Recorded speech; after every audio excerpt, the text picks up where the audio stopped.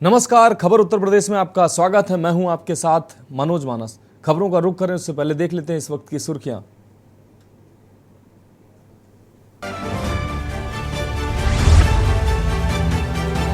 CM आवास पर जनता दर्शन, CM ने फरियादियों की सुनी फरियाद। सरकारी आवास पर जनता दर्शन के दौरान की सुनवाई, संबंधित अधिकारियों को गुणवत्तापूर्ण निर्देशन के आदेश जारी किए। सीएम योगी ने साइंटिफिक कन्वेंशन सेंटर में स्वर्गीय अटल बिहारी वाजपेयी के संचालित योजनाओं का किया जिक्र। मोबाइल क्रांति पूर्व पीएम की देन। प्रधानमंत्री नरेंद्र मोदी के दिवंगत पिता पर अभद्र टिप्पणी करने के मामले में सीजेएम कोर्ट ने सुनाया फैसला। कांग्रेस नेता प्रवक्ता पवन खेड़ा को मिली जमानत। घोसी उपचुनाव में नामांकन के दौरान सपा कार्यकर्ताओं पुलिस में झड़प। सपा जिला अध्यक्ष को प्रत्याशी के साथ नहीं जाने की अनुमति से जताई गई नाराजगी। कैबिनेट मंत्री धर्मपाल सिंह मुख्य सचिव पशुपालन के कार्यक्रम से पहले ग्रामीणों का विरोध प्रदर्शन। छुट्टा पशुओं से निजात को लेकर कैबिनेट मंत्री से लगाई गई गुहार। और कांग्रेस हाईकमान ने यूपी प्रदेश अध्यक्ष के पद में किया बड़ा बदलाव। अजय राय को प्रदेश अध्यक्ष की सौंपी गई कमान। पूर्व प्रदेश अध्यक्ष की मनमानी नियुक्ति से थे आला कमान के लोग नाराज। आप देख रहे हैं के न्यूज, खबरों का सारथी। अब खबरें विस्तार से है। वाराणसी से खबर है, यूथ 20 समिट का उद्घाटन कार्यक्रम आज आपको बता दें, ये कार्यक्रम रखा गया। सीएम योगी इस कार्यक्रम में शिरकत करेंगे। सीएम योगी के द्वारा ये उद्घाटन कार्यक्रम होगा। सुबह 9 बजे रुद्राक्ष कन्वेंशन सेंटर में ये कार्यक्रम आयोजित किया गया है। सीएम योगी इस कार्यक्रम का उद्घाटन करेंगे। तो वाराणसी से ये अहम खबर, सीएम योगी कार्यक्रम का उद्घाटन करेंगे। यूथ 20 समिट का उद्घाटन कार्यक्रम आज, इसका उद्घाटन सूबे के मुख्यमंत्री योगी आदित्यनाथ करेंगे। सुबह 9 बजे रुद्राक्ष कन्वेंशन सेंटर पर इसका उद्घाटन होगा। सीएम योगी के द्वारा ये उद्घाटन कार्यक्रम संपन्न होगा। आपको बता दें, वाराणसी से अहम खबर, यूथ 20 समिट का उद्घाटन कार्यक्रम आज होगा। सीएम योगी कार्यक्रम का उद्घाटन करेंगे।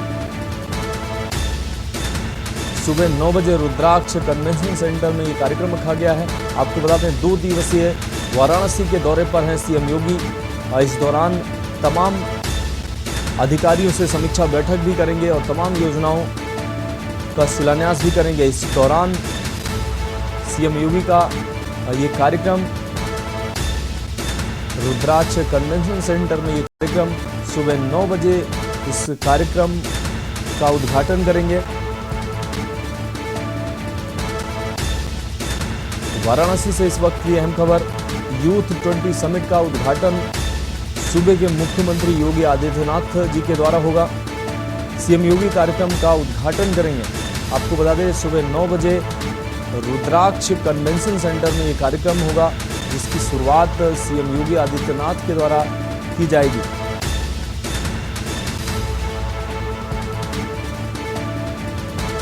तो वाराणसी से यह अहम खबर, यूथ 20 समिट का उद्घाटन कार्यक्रम आज सीएम योगी के द्वारा ये उद्घाटन कार्यक्रम होगा।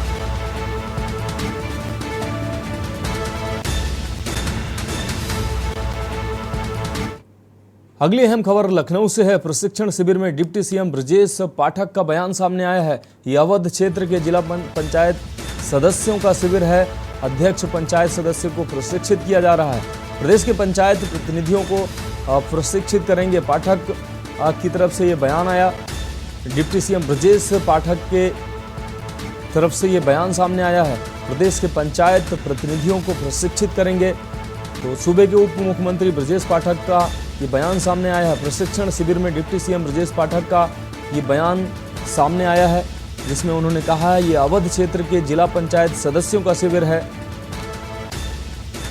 अध्यक्ष पंचायत सदस्यों को प्रशिक्षित किया जा रहा है। डिप्टी सीएम ब्रजेश पाठक के द्वारा ये बातें कही गई। प्रदेश के पंचायत प्रतिनिधियों को हम प्रशिक्षित करेंगे।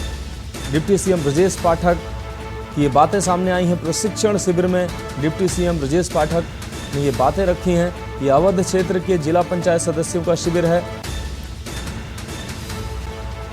अध्यक्ष पंचायत सदस्यों को प्रशिक्षित किया जा रहा है। तो डिप्टी सीएम ब्रजेश पाठक की तरफ से ये बयान सामने आया है। प्रदेश के पंचायत प्रतिनिधियों को प्रशिक्षित करेंगे। तो ये बातें उप मुख्यमंत्री ब्रजेश पाठक ने की है। प्रशिक्षण शिविर में डिप्टी सीएम ब्रजेश पाठक का ये बयान सामने आया है, जिसमें उन्होंने कहा है ये अवध क्षेत्र के जिला पंचायत सदस्यों का शिविर है। अध्यक्ष पंचायत सदस्य को प्रशिक्षित किया जा रहा है। तो प्रदेश के पंचायत प्रतिनिधियों को हम प्रशिक्षित करेंगे। डिप्टी सीएम ब्रजेश पाठक की तरफ से ये बातें सामने आई।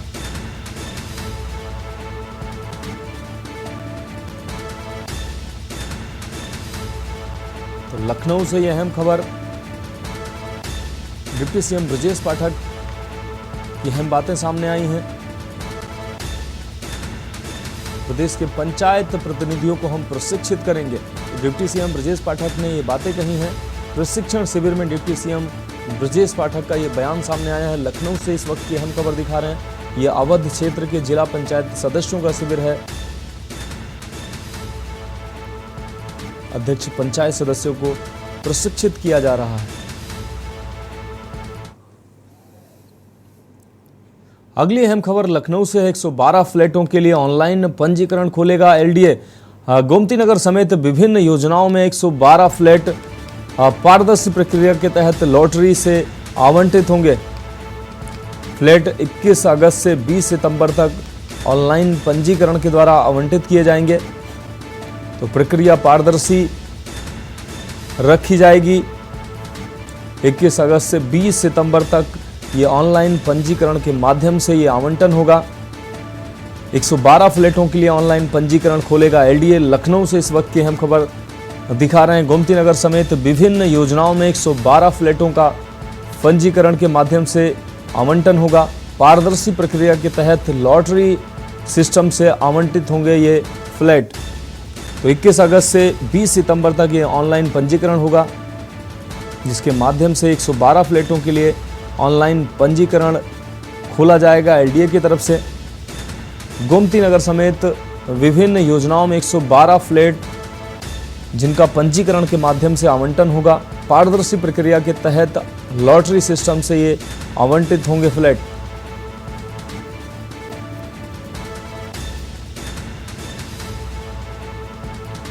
तो लखनऊ से इस वक्त की अहम खबर, 112 फ्लैटों के लिए ऑनलाइन पंजीकरण जारी करेगा एलडीए। गोमती नगर समेत विभिन्न योजनाओं में 112 फ्लैटों का आवंटन होगा। आपको बता दें, पारदर्शी प्रक्रिया के तहत लॉटरी सिस्टम से ये आवंटित होंगे फ्लैट। 21 अगस्त से 20 सितंबर तक ये ऑनलाइन पंजीकरण होगा। तो लखनऊ से इस वक्त की अहम खबर, लखनऊ वासियों के लिए निश्चित रूप से यह अहम खबर है। 112 फ्लैटों का आवंटन करेगा एलडीए, जिसके लिए पंजीकरण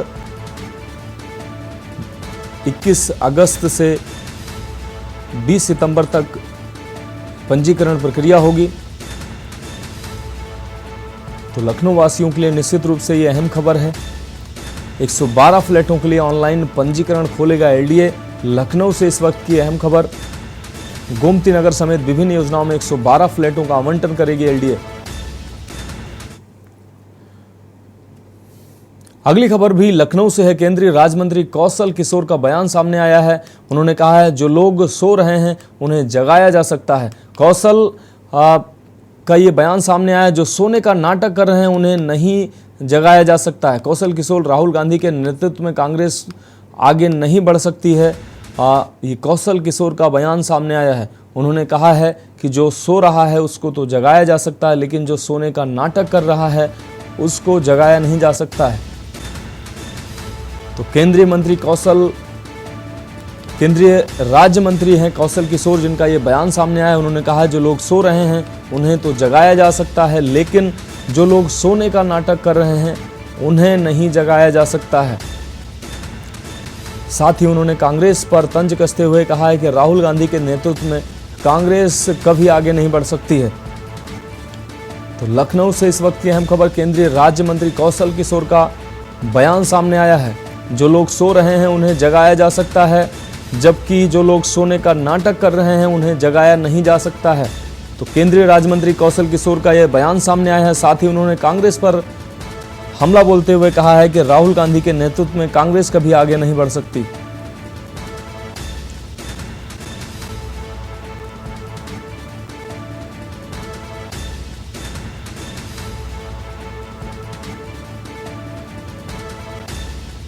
तो लखनऊ से इस वक्त की अहम खबर, केंद्रीय राज्य मंत्री कौशल किशोर का ये बयान सामने आया है।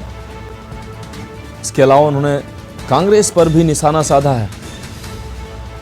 केंद्रीय राज्य मंत्री हैं कौशल किशोर, जिनका ये बयान सामने आया है। उन्होंने कहा है कि जो सो रहा है उसको तो जगाया जा सकता है, लेकिन जो सोने का नाटक कर रहा है उसको कैसे जगाया जा सकता है। साथ ही उन्होंने कांग्रेस पर भी निशाना साधते हुए कहा है कि राहुल गांधी के नेतृत्व में कांग्रेस कभी आगे नहीं बढ़ सकती है।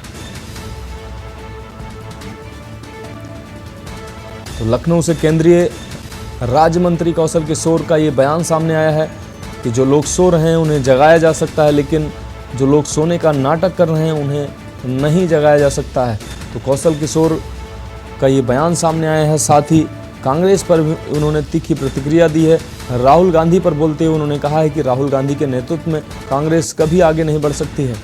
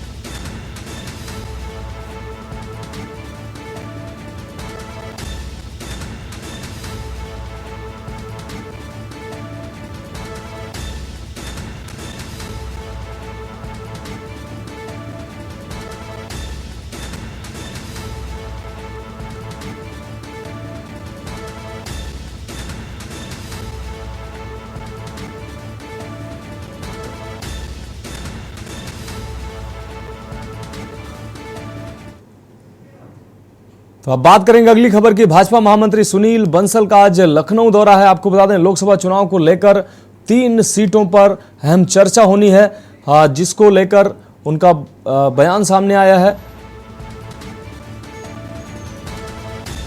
लोकसभा चुनाव को लेकर 3 सीटों पर होगी अहम चर्चा। रायबरेली, अंबेडकर नगर, श्रावस्ती पर अहम चर्चा होगी। कल सुबह 11 बजे प्रदेश कार्यालय पहुंचेंगे सुनील बंसल। भाजपा महामंत्री सुनील बंसल का लखनऊ दौरा, लोकसभा चुनाव को लेकर 3 सीटों पर अहम चर्चा होनी है, जिसको लेकर संगठन मंत्री सुनील बंसल का ये दौरा सामने आया है।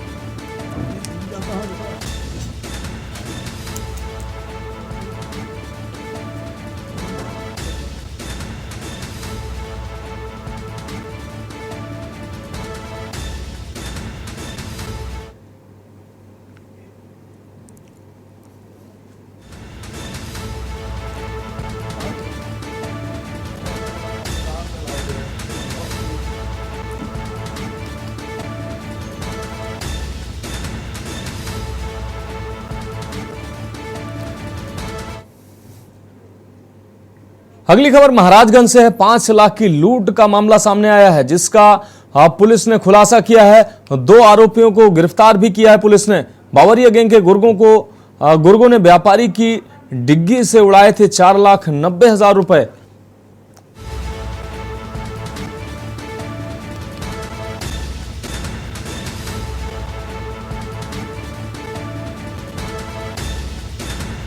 उससे पहले ये अहम खबर अपने दर्शकों को दिखा रहे हैं। दमकल विभाग ने आग पर काबू पाया है। कोतवाली थाना की कचहरी की यह घटना बताई जा रही है। शॉर्ट सर्किट से एसबीआई बैंक की मेन शाखा में आग लगी है।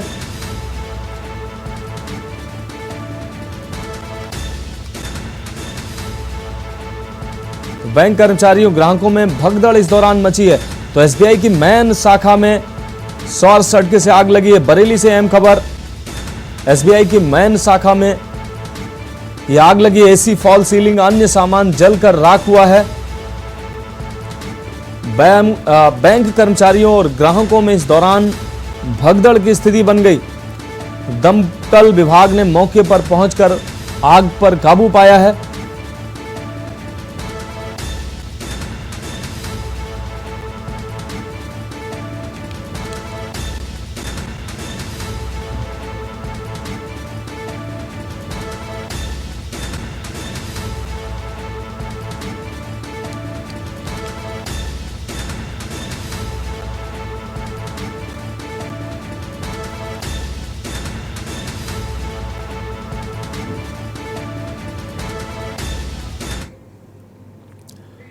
खबरों में वक्त एक ब्रेक का है, जल्द हाजिर होंगे। आप देख रहे हैं के न्यूज, खबरों का सारथी। ब्रेक के बाद आपका स्वागत है। इस बीच ललितपुर से अहम खबर आ रही है, अपने दर्शकों को दिखा रहे हैं। इस वक्त की अहम खबर ललितपुर से आ रही है।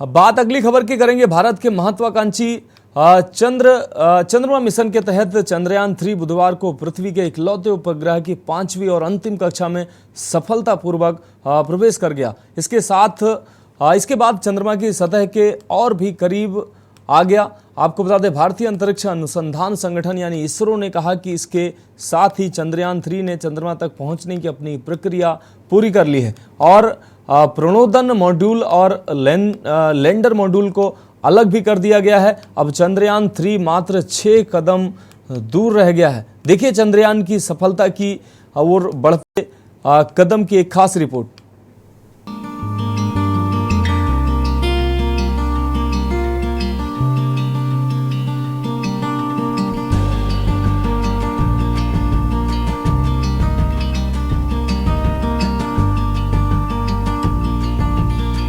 इसरो ने एक्स यानी पूर्व में ट्विटर पर पोस्ट किया कि आज की सफल प्रक्रिया संक्षिप्त अवधि के लिए आवश्यक थी। इसके तहत चंद्रमा की 153 किलोमीटर गुणा 163 किलोमीटर की कक्षा में चंद्रयान 3 स्थापित हो गया, जिसका हमने अनुमान किया था। इसके साथ ही चंद्रमा की सीमा में प्रवेश की प्रक्रिया पूरी हो गई। प्रणोदन मॉड्यूल और लैंडर अलग हो चुके हैं। इसरो ने कहा कि 17 अगस्त को चंद्रयान 3 के प्रणोदन मॉड्यूल से लैंडर मॉड्यूल को अलग करने की योजना बनाई गई थी। चंद्रयान 3 ने 14 जुलाई को प्रक्षेपण के बाद 15 अगस्त को चंद्रमा की कक्षा में प्रवेश किया। इसके बाद इसने 6, 9 और 14 अगस्त को चंद्रमा की अगली कक्षाओं में प्रवेश किया तथा उसके और निकट पहुंचता गया। अलग होने के बाद लैंडर को डी बूस्ट यानी धीमा करने की प्रक्रिया से गुजरने की उम्मीद है, ताकि इसे एक ऐसी कक्षा में स्थापित किया जा सके जहां पेरिलियन यानी चंद्रमा से निकटतम बिंदु 30 किलोमीटर और अपोलियन यानी चंद्रमा से सबसे दूर का बिंदु 100 किलोमीटर है। इसरो ने कहा कि यहीं से 23 अगस्त को यान की चंद्रमा के दक्षिणी ध्रुवीय क्षेत्र पर सॉफ्ट लैंडिंग का प्रयास किया जाएगा।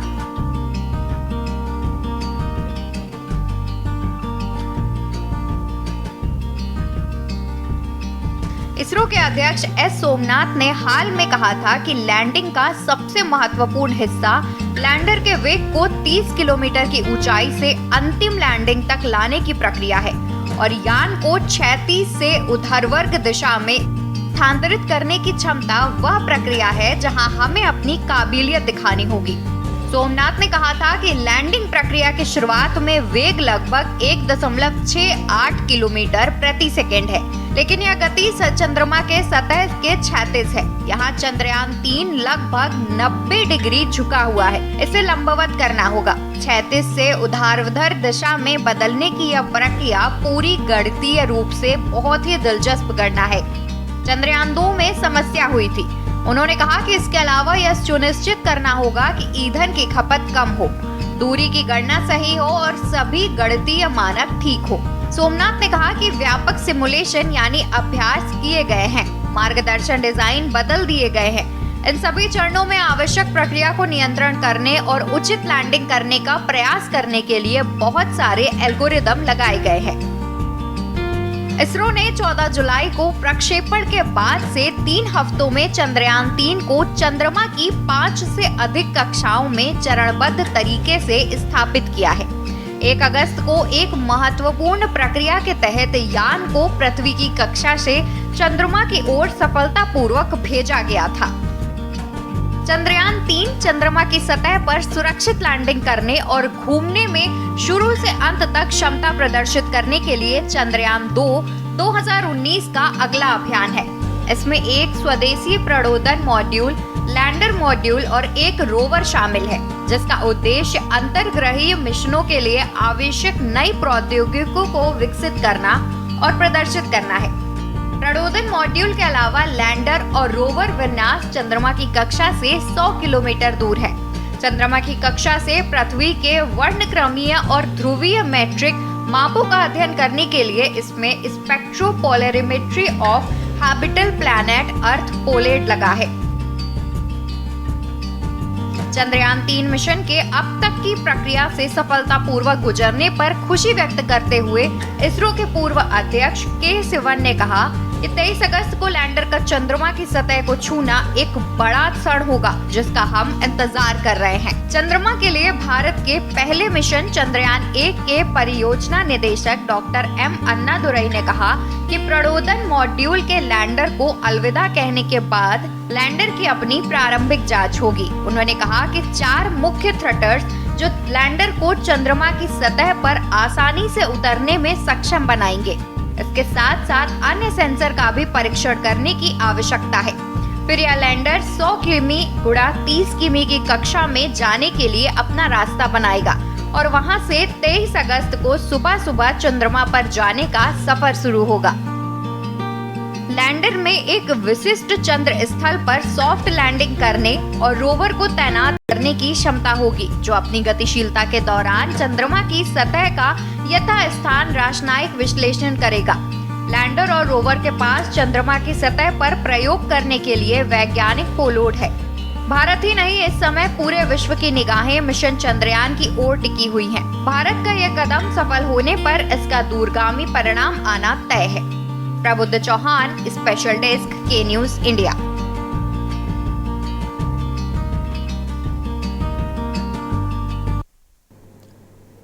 तो खबरों में अभी के लिए इतना ही। मुझे दीजिए इजाजत और आप देखते रहिए के न्यूज इंडिया।